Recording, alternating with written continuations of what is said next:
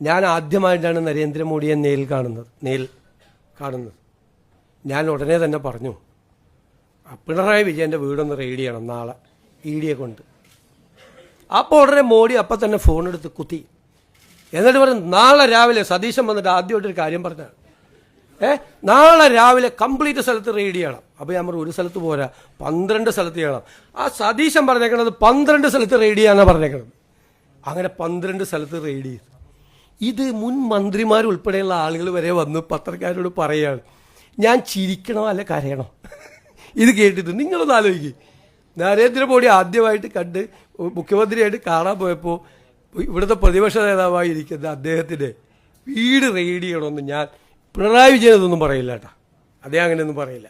എനിക്ക് അദ്ദേഹത്തെക്കുറിച്ച് എനിക്കൊരു റേറ്റിംഗ് ഉണ്ട് എൻ്റെ ഉള്ളിൽ. അദ്ദേഹം ഒന്നും പറയില്ല. പക്ഷെ നല്ലതാണിത്. എന്താണെന്നറിയാം, ഈ പണ്ടേ ഈ കമ്മ്യൂണിസ്റ്റുകാരെ കുറിച്ചൊരു പരാതിയുണ്ട്, ബലം പിടുത്തം കൂടുതലാണ്, സ്റ്റിഫാണെന്ന്. അതൊക്കെ അയഞ്ഞ് അവർ തമാശ പറയാൻ തുടങ്ങിയല്ലോ. അതിലെനിക്കൊരു സന്തോഷമുണ്ട്. തമാശ പറയാൻ തുടങ്ങിയല്ലോ. എന്താണ് നടക്കുന്നത് കേരളത്തിൽ?